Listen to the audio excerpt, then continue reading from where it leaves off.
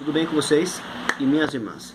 Eu quero compartilhar algo com vocês muito legal sobre a palavra do Senhor, que está em 2 Coríntios, capítulo 5, versículo 14 até o 19, que ele diz o seguinte: porque o amor de Cristo nos constrange, julgando-nos assim, que se um morreu por todos, logo todos morreram. E ele morreu por todos, para que os que vivem não vivam mais para si, mas para aqueles que por eles morreu e ressuscitou. Assim que daqui por diante a ninguém conhecemos a segunda carne, e ainda que também tenhamos conhecido Cristo segundo a carne, contudo, agora já o não conhecemos deste modo. Assim que se alguém está em Cristo, nova criatura é, as coisas velhas já passaram, eis que tudo se fez novo. E tudo isto provém de Deus, que nos reconciliou consigo mesmo por Jesus Cristo, e nos deu o ministério da reconciliação. Isto é, Deus estava em Cristo reconciliando consigo o mundo, não lhes imputando os seus pecados, e pôs em nós a palavra da reconciliação. Eu quero tratar um tema muito interessante com vocês aqui sobre a experiência do amor de Jesus. O amor de Jesus, ele nos constrange de tal forma que é impossível eu sentir essa presença, sentir esse amor e continuar vivendo as mesmas práticas pecaminosas as quais eu vivia. Talvez você que esteja vendo esse vídeo me conhece. Talvez você que esteja vendo esse vídeo e fala assim: pô, Diogo, eu te conhecia, você frequentava tal ministério e falava isso e fazia aquilo e tal. Poxa, cara, sinto lhe informar que esse Diogo está morto. Esse Diogo morreu. Hoje eu sou um novo homem. Deus tem coisas maravilhosas comigo, porque eu provei verdadeiramente o amor de Jesus. Pô, Diogo, mas você estava na igreja, você tocava e você nunca tinha sentido antes. Eu sentia a emoção. Eu sentia aquilo que está aqui na palavra, aqui ó, no versículo 16, se não me falha a memória.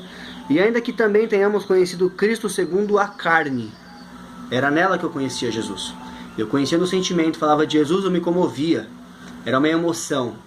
Não era uma experiência vivida de se realmente sentir o amor de Jesus, realmente se sentir amado por Jesus. O amor de Jesus ele nos constrange que a minha conduta de vida ela muda, ela transforma. Que é o que está lá em Efésios 4, se eu não me engano, que ele vai falar, aquele que furtava não furta mais, aquele que roubava, acabou. É isso que acontece, aquele que pecava não peca mais, depois que você conhece o amor de Jesus verdadeiramente. Exemplos disso para você: Maria a prostituta. Muitas pessoas falam que Jesus andava com prostitutas e por isso não tem problema nenhum você andar e viver do seu jeito. Tem problema sim, porque Maria ela era prostituta quando ela conheceu Jesus, mas ela transformou a vida dela.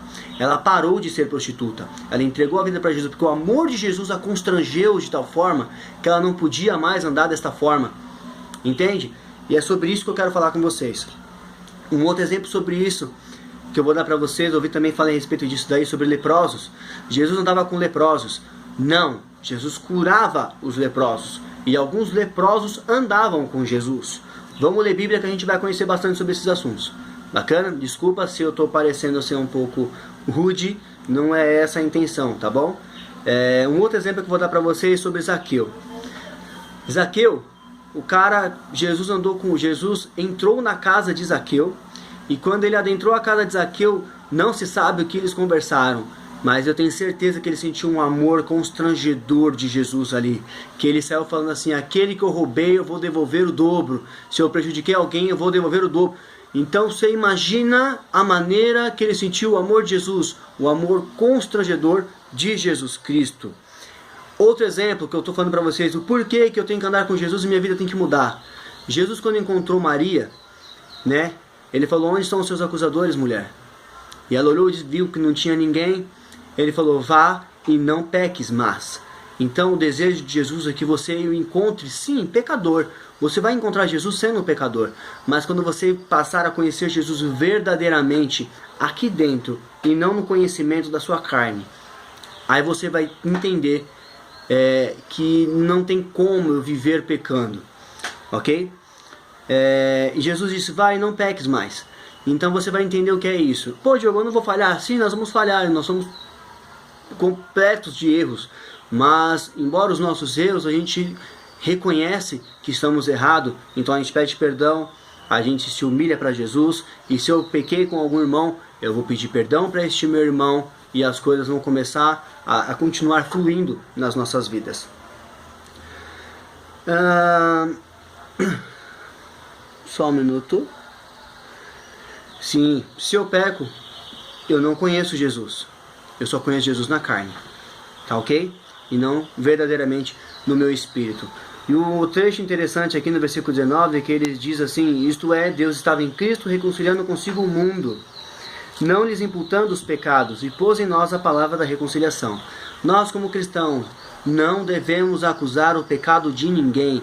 O mentiroso, o adúltero, o caluniador, o homossexual, todos são pecados. Todos são pecadores. Não é um mais pecador do que o outro. Não é isso. Somos todos na mesma linhagem de pecado, ok?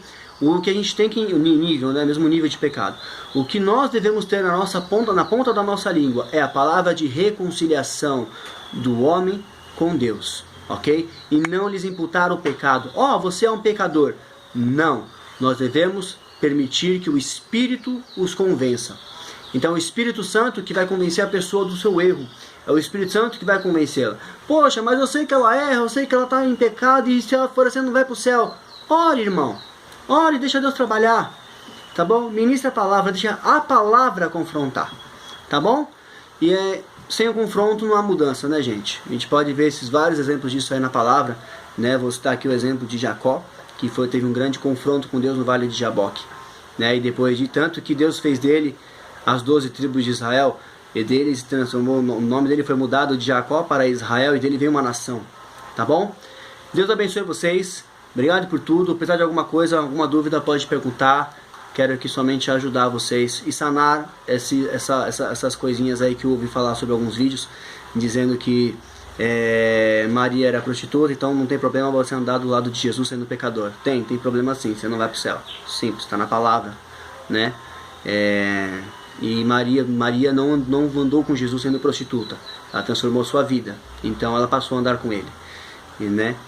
E os leprosos, Jesus curou os leprosos para assim andar com os leprosos. Tá bom? Deus abençoe. Obrigado. Tamo junto.